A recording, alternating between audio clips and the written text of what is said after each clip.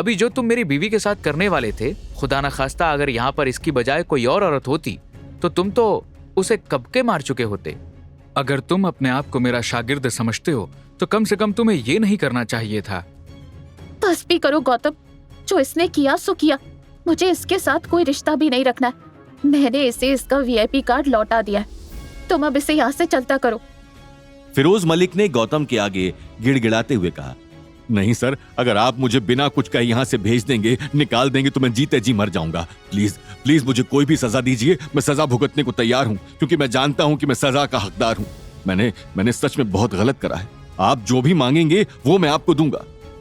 गौतम फिरोज मलिक की बात का कोई जवाब देता इससे पहले ही गीता मौके का फायदा उठाकर बोली, ओए बॉडीगार्ड, ये तेरे गले में जो चमकता हुआ पेंडेंट है, ये मुझे दे दे।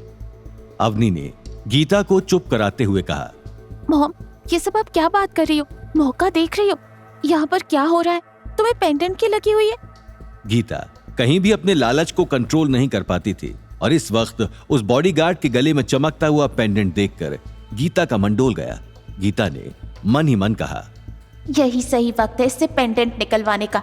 अभी इसकी हालत पतली है और गौतम के सामने कुछ बोल पाएगा नहीं, और इतना महंगा पेंडेंट ये मुझे यूं ही देगा नहीं, तो मुझे इसी तरीके से इसके गले से पेंडेंट निकलवाना होगा।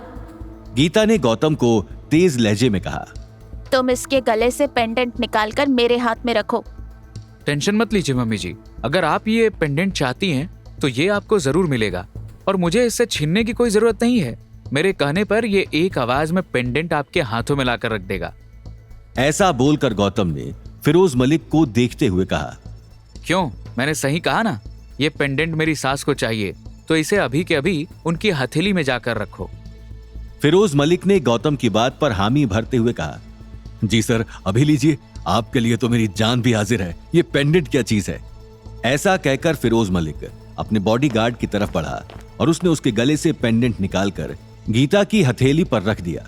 जब फिरोज मलिक गीता के हाथ में पेंडेंट रखने गया तब गौतम ने उसका कॉलर छोड़ दिया और उसके बाद जब वो वापस आया तब गौतम उसके सामने अपने हाथ पीछे करके खड़ा हुआ और उसे घूरता रहा। उसने दोबारा उसका कॉलर नहीं पकड़ा और उसने उसके बॉडीगार्ड से कहा, तुम सारे खड़े हो जाओ। मेरे सामने इस तरह घुटने टेक कर बैठने की कोई जरूरत नहीं है। चलो सारे अपने बॉस के पीछे खड़े हो जाओ। फिरोज मलिक ने गौतम की बात सुनते हुए हाथ जोड़े और कहा, सर, बॉस हम कहां? हमारे तो बॉस आप ही हैं। बस भी करो, ये सब बातें तुमने जो किया वो बहुत गलत था। किसी भी इंसान, चाहे आदमी हो या औरत, यूं इस तरीके से सबके सामने जलील करते हुए 6-6 लोगों से उठवाना और उसे खिड़की से बाहर फेंकने की धमकी देना या उसे खिड़की से बाहर फेंक देना, कहां की अक्लमंदी है? ये बहुत गलत बात है। अगर तुमने शांति से मामला सॉर्ट आउट करने की कोशिश की होती तो सब ठीक हो जाता, लेकिन जो तुमने किया मैं उसे कभी भी सही नहीं कहूंगा। फिरोज मलिक फिर से गौतम के सामने हाथ जोड़कर बैठ गया। सर, मैंने बोला ना कि मुझसे बहुत बड़ी गलती हो गई। आप मुझे माफ कर दीजिए, और माफी तो क्या, आप पहले मुझे सजा दीजिए। जब तक मैं अपनी सजा नहीं काटूंगा तब तक मैं चैन से नहीं सो पाऊंगा।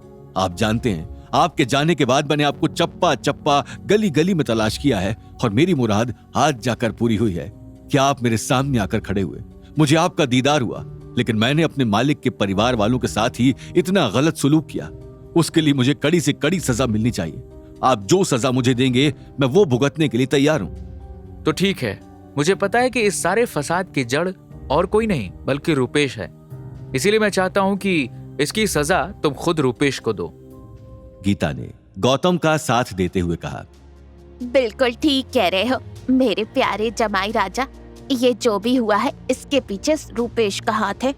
मुझे तो लगता है बुढ़ापे में मेरी आंखें खराब हो गई हैं, जो मैं हीरे और पत्थर में फर्क नहीं समझ पाई। अरे रूपेश तो पत्थर है, पत्थर। इससे मैं गलती से हीरा समझ बैठी। तुम बिल्कुल ठीक कह रहे हो, इसके किए की सजा मिलनी ही चाहिए, और ऐसी सजा मिलनी चाहिए जिसे ये जिंदगी भर ना भूल पाए। मैं तो कहती हूँ इसके पीछे पागल कुत्ते छोड़ दो, अपने आप इसकी अकल ठिकाने आ जाएगी। रूपेश कोने से सारी बातें कान लगाकर सुन रहा था और उसे पता था कि अब उसका जनाजा निकलने वाला है, इसलिए उसने आसपास टेढ़ी नजरों से देखा और वो मौका देखते ही भागने लगा, लेकिन उसके पैरों में नीचे पड़ी हुई एक रस्सी का टुकड़ा फंस गया, जिसकी वजह से वो वहीं लड़खड़ा कर गिर गया और उसका मुंह सीधा जमीन पर लगा। अपने सामने इतनी तेज आवाज आने पर हर कोई उस तरफ भागा और जब उन्होंने देखा कि रूपेश जमीन पर पड़ा हुआ है, तब फिरोज मलिक ने गौतम के ऑर्डर्स को मानते हुए अपने बॉडीगार्ड से कहा, आगे की कहानी जानने के लिए देखिए अगला एपिसोड सिर्फ पॉकेट एफएम के यूट्यूब चैनल पर और रॉयल वारिस के सारे एपिसोड्स को सुनने के लिए डिस्क्रिप्शन में दी लिंक से डाउनलोड करें पॉकेट एफएम ऐप।